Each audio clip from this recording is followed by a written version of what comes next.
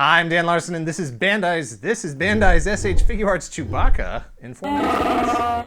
SH Figuarts Chewbacca is a 6-inch scale action figure from Bandai, the Hasbro of Japan, but if Hasbro made action figures that actually looked like the characters they were paying all that money to license and had more than one accessory in the box.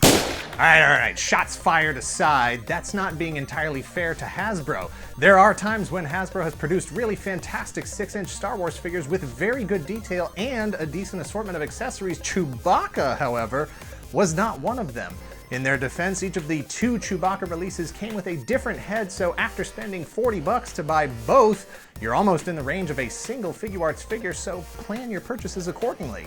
And honestly, the Figuarts figure doesn't have that much more articulation than the Hasbro, but it's the small things that really make the difference. Figuarts Chewie has a hinge on the hair on the back of his head, allowing his head to pivot upward considerably more. He has double jointed knees, toe hinges, and a pivoting hip socket that allows his hips to actually swing forward and backward, so that if anyone ever does make a 1/12 scale Millennium Falcon, this figure will have no problem sitting in it.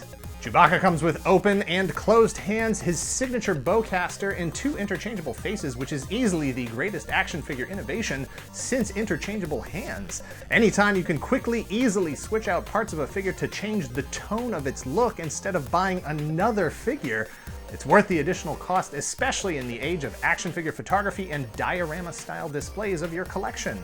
Looks, posability, and accessories are one thing. It's actually 3 things. The real question for collectors is, how does this figure measure up in terms of height?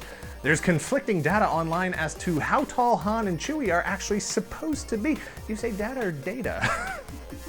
It's a tough one.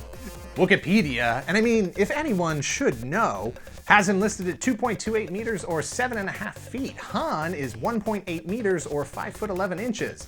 Peter Mayhew, the actor in the Chewbacca suit, measures out at 7 feet 3 inches, and Harrison Ford is 6 foot 1.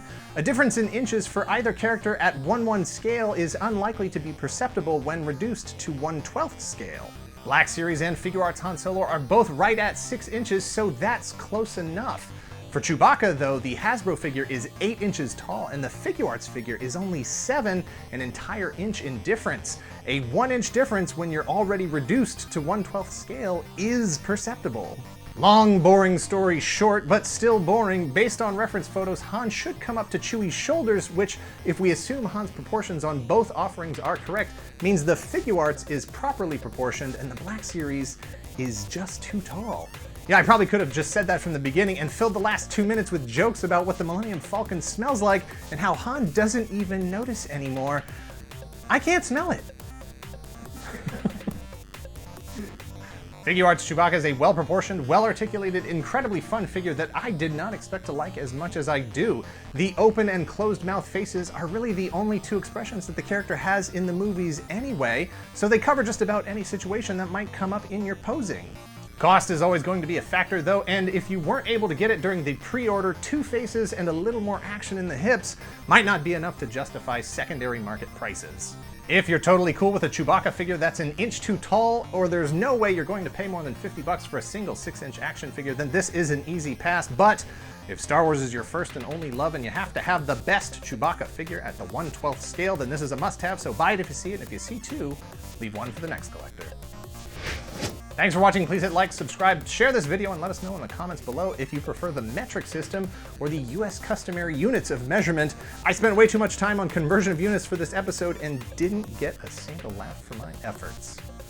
Still have.